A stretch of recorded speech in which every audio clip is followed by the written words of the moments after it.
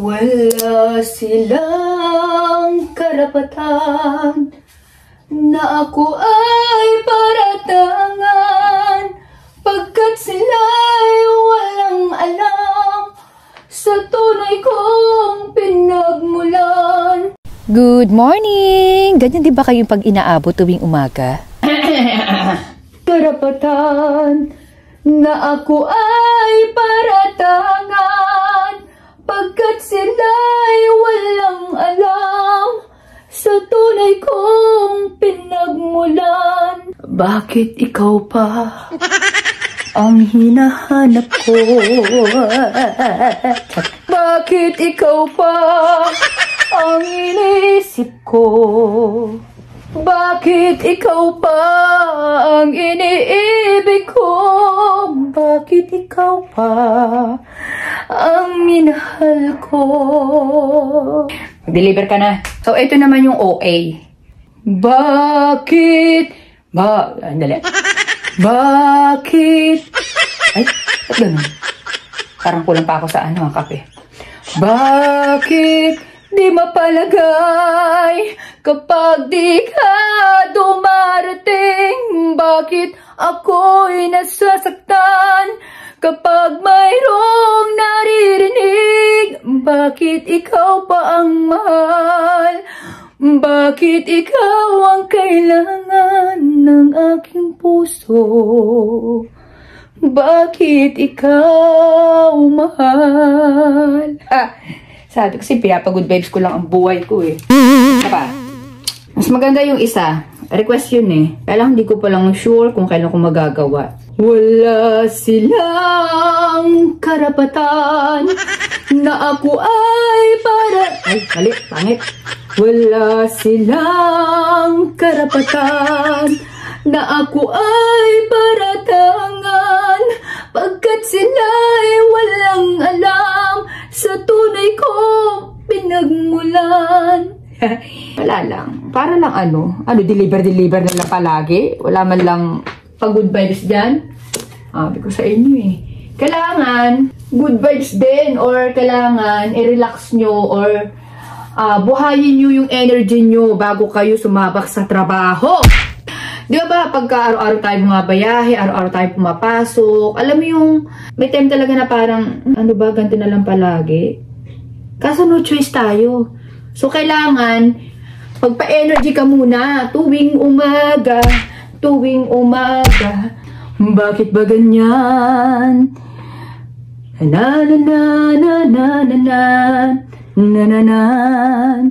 Simula't umaraw ay hindi pagsasawaan. Bahala ka na kung anong gusto mo, baguhin mo yung lyrics. Kanya-kanya naman ng trip. Ang iyong katangian kay lupit ng tadhana na sa'kin ay dumating. Hindi ko inaasahan na ako'y iibig sa'yo. Hindi ko alam kung tama. Yan yung mga pampabuhay ko. Kasi alam ko naman yung mga viewers ko ay mga may edad na. Para makarelate kayo, alam mo nakantahin ko yung Bruno. Kailan kaya makakamta ng pag-ibig mo? Kailan kaya maangkin ang pagsuyo mo? Kailan kaya mapapasakin ang puso mo? Kailan kaya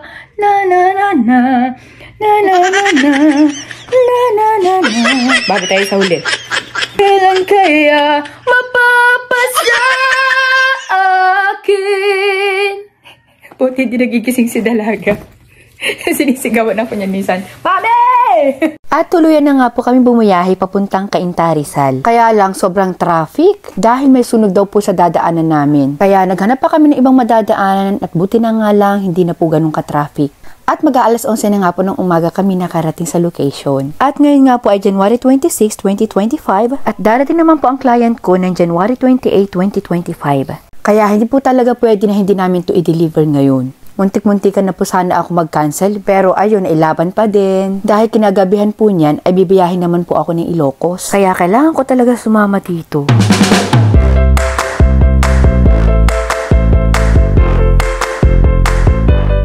At maraming salamat nga po pala ma'am, Angelita Villanueva. Dahil hindi pa naman po namin na i-deliver itong mga set na to ay full paid na po siya. And bukod doon, nagbigay pa po siya ng tip na 5,000 pesos. 3,000 pesos po para sa mga workers and 2,000 pesos naman po para kay mama at kay Itay. At i-insert ko nga po dito yung itsura nila Itay tsaka ni mama no sinabi ko sa kanila na may nagbigay sa kanila ng 2,000 pesos. At tuwang-tuwa po ang mag-asawa. Bali nasa Quezon pa rin po kasi sila hanggang ngayon. At mag-iisang buwan na nga po sila doon. Alam nyo chillers, marami po mai-inlove sa set nila ma'am. Bali nakuha niya po ang idea na ito doon po sa deliver namin sa Alfonso, Cavite. Hindi pa nga namin nasa-set up pero nakikita ko na talaga yung magiging outcome. At ipaprank ko nga itong mga to. Hindi yan dyan, Paul! Uy, hindi yan dyan. Ito yan sa taas, sa babae. Ow! Ganito. Palit. Oo nga. Saan ba na parte? Sa babae. Dito? Oo. Doon sa kabila, pagkakit mo kaliwa. Umalit. Yan, hindi yan dyan. Sabi mo dito yan. Ito ba yan? Ikaw nagsabi. Bunot ko na pa.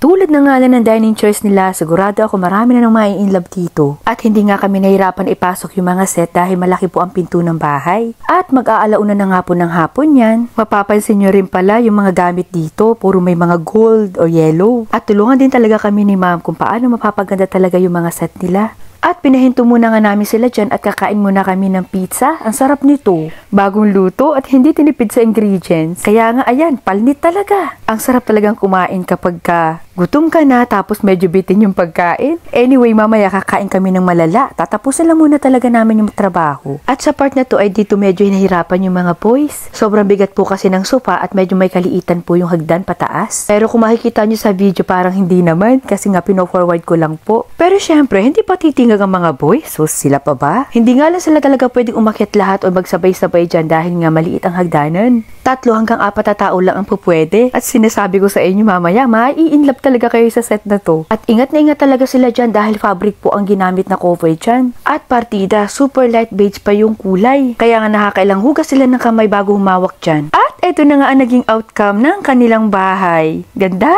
Bali, leather cloth nga ho pala yung cover na ginamit namin dito. Dahil sa dami ng order sa amin ni ma'am, ayan, hindi na talaga ako nagpatumpik-tumpik pa. Marami po akong binigay sa kanya ng mga free. At yung 2 upuan po na single ay si ma'am po ang nabigay sa akin ng design niyan. Kinopya lang namin. At nakailang re-ocular nga po kami dito para sure na sure po talaga na babagay po sa living room yung size ng mga couch. Kaya kung ikaw hindi ka pa nai-inlove, naku, mai-inlove ka dito. Lalo na kapag ka nalagyan pa ni ma'am ng carpet dyan, ako, hiya ka talagang umupo dito. At syempre, hindi mawawala yung etikita, nakatibayan po na kami po ang gumawa. So halika, testing nyo na nga natin. Wow, napakaganda chillers, intact na intact. Alam niyo yung pag umupo ka, tatalbog-talbog ka, ganon. At dahil nga sobrang nagagandahan ako, hinahampas-hampas ko pa talaga yung upuan. At ang dami na nga namin ginawang ganitong sa chillers. Pero hindi po kami pwedeng gumawa nito ng walang ocular. Dahil hindi po lahat ng living room ay babagay po yung ganitong set. At yung free na ottoman with storage. At dahil nakita ko nga yung bahay nila na may pagka-wood type din, kaya ginawa ko na nga lang na light brown yung true pillows free nila para kahit paano ipumagay naman dito sa wall panel. At plano rin po nila magpalagyan ng curtain dito. Ang sabi ko nga kay ma'am, mocha, brown, yellow or mustard yellow ang babagay dito. At yung yellow, yun ang pinakang gagawing accent side by side. O dito naman tayo ngayon sa dining set. At sinubukan ko muna nga kaagad upuan para malaman ko talaga na kung tama lang yung height. At i-screenshot nyo na yan dahil napakaganda rin ng set na to chillers. Ayaw po kasi ni ma'am na mataas ang sandalan kaya talagang step by step pinakita talaga namin sa kanila kung paano namin talaga ginawa yan. Meron nga pala sila sa amin pinaretouch na wood sala set na dapat dito namin ilalagay sa kanilang lanay. Kaya lang to follow na lang po yun dahil akala namin hindi daw po dito ilalagay. At ang ganda nga ng chillers, bagay na bagay dito yun, nakaka-good vibes. Dito naman sa may countertop nila ay plano namin maglagay ng high chair pero gusto namin ay pagdating na lang ni ma'am para kahit paano ay makita talaga niya kung kailan lang ang po pwedeng ilagay dito. At hindi ko pa nga na-edit itong video na to ay tumawag na sa akin si ma'am. At tuwang-tuwa talaga siya sa mga ginawa namin. At napansin nga lang daw talaga niya na bakit daw hindi nakakapasok yung upuan doon sa lamesa. At sinabi ko sa kanya na ganun talaga ang outcome niya. May armrest po kasi yung mga chairs. At hindi na namin pwedeng taasan yung lamesa kasi sasakit po ang mga braso nila kapag kumakain sila. Dahil hindi po magmamatch yung taas. Yan po talagang kadalasan na sinasabi ko sa mga iba ko pang client na kapag may armrest, kaya nga sinasabi namin kaagad step by step para po alam talaga agad ng mga clients ko. At yun naman po talaga din ang standard na height. Marami na rin po kasi akong client na nagpa-customize sa amin. Sila talaga mismo yung nagbigay ng size kaya lang po hindi naging maganda ang outcome. Ando doon yung hindi komportabling gamitin. So, andito naman tayo ngayon sa guest room at ito nga po yung kanilang bed frame. Ang ganda. So, si ma'am na lang ang bahala kung anong cover ang ilalagay niya dito. Anyway, magaling naman din po siya mag-combination. Kaya kung magiging bisita ka ni ma'am, naku, para kang prinsesa at prinsipe dito. At ang dami na rin po namin ginawang ganitong set. Hindi ko na nga lang talaga mabilang.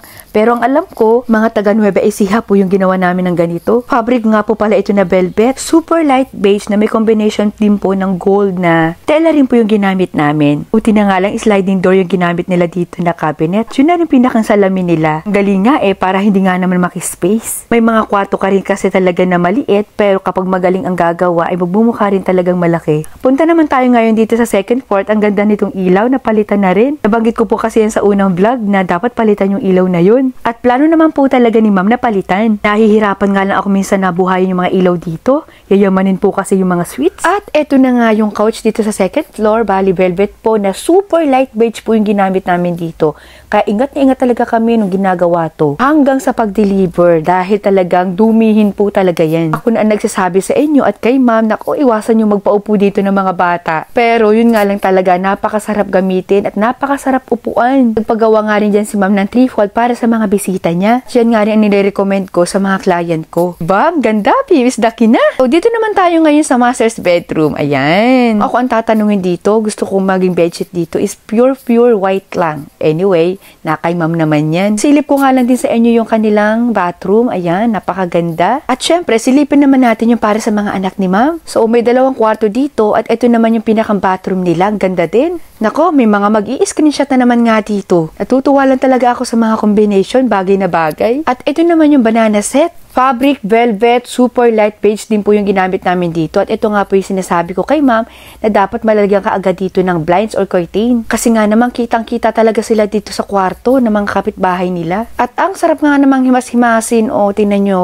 Ganyan talaga ang velvet. Masarap himas-himasin. Ganon. Halos magkakaparehas nga lang sila ng forma ng kwarto. Ang pagkakaiba nga lang yung sa master's bedroom ay malaki. Alam nyo, chiller, sa mga nagpapagawa ng bahay, maganda yung ganito Makakatipid talaga nga kayo sa space. Pinakang cabinet nyo, yun na rin yung pinakang salamin nyo, diba? Ayaw rin po kasi ni ma'am nang makalat ang bahay o kung ano-ano mga nakalagay o ano mga display. Gusto niya, simple lang at minimalist talaga. At ito naman yung isa pang kwarto, ayan, sa anak na lalaki to ni ma'am, kaya nga binago namin yung headboard dito. Gusto rin kasi simple lang. At kagaya nga sa kabila ay naku, kitang-kita rin talaga dito. Anyway, hindi naman minamadali, kaya lang, kahit sana yung mga bintana dito, malagyan ka agad. Yung ibang part naman, kahit hindi na muna. At puntahan nga natin ang pinakang rooftop ng bahay nila. At ngayon pa nga lang ako makakapunta dito. Ilang beses rin po kasi kami nag-reocular dito dahil nung una, hindi pa talaga po pwede, kaya binabalik-balikan talaga namin. Buti na nga lang at malapit lang po sila dito sa amin. So ayan, sana nga lang walang maging problema yung bahay nila. Dahil sa totoo lang chillers, nakakaramdam na rin talaga ako ng phobia o takot kapag may mga ganitong bahay na may pa-rooftop. Sa dami po kasi ng client ko na nagkaroon ng problema yung mga rooftop nila, hindi na mawawala sa akin ang magkaroon ng pag-aalala. So halika na, baba na tayo. At ipapakita ko naman sa inyo yung kanilang toilet dito sa baba. Napakaganda chillers. At isa nga ito sa pinakang bed ko dito sa bahay nila, yung CR. Pero yung pagbaba ko nga dito ay sabi ko, kunan talaga ako na matagal dito kasi lalo ako nagandahan. Tingnan nyo Again, chillers, ganyan po talaga ang outcome ng dining set kapag ganyan ang design. At ito na nga yung sinasabi ko sa inyo, ganda. Akala mo hindi CR? Yung gold talaga, yung mga paandar talaga ni ma'am, yung ganda. At napakamahal ng bowl na yan, chillers, kahit i-check nyo sa online. At 150 na nga po ng hapon kami natapos. Maraming salamat nga po, Madam Angelita Villanueva. At pagdating namin dito sa bahay, ayan, nagpalis naman po ako ng mga aircon namin dahil malapit na po ang summer. At bali, 4 na aircon nga po yan. At 3:30 na po kami nakauwi. Bali, on the way pa lang po kami, sinisimula na yung paglinis niyan. At habang naglilinis dyan sila kuya, ay nag-iimpake naman ako dahil bibiyahin naman po ako ng Ilocos. At 6:00 nga po ng gabi ang usapan na biyahin namin. At kasama ko nga po dyan si Nana Cooks at yung kapatid niya. Kaya nga hinintay ko nga lang matapos to para makabiyahe na rin po kami. At buti na nga lang hindi po kami na traffic at maayos po yung biyahe namin. Napakasarap. Sana ganito rin kapag nagdi-deliver kami, walang traffic. So paano chilas, hanggang dito na lang muna ulit. Sa mga gusto pong umorder, nasa screen lang po ninyo ang aming contact number. At sa mga price naman po, pakibasa na lang. Alam nyo, dito sa amin, mura pero hindi basura. Kaya subscribe ka na. Thank you for watching. Bye!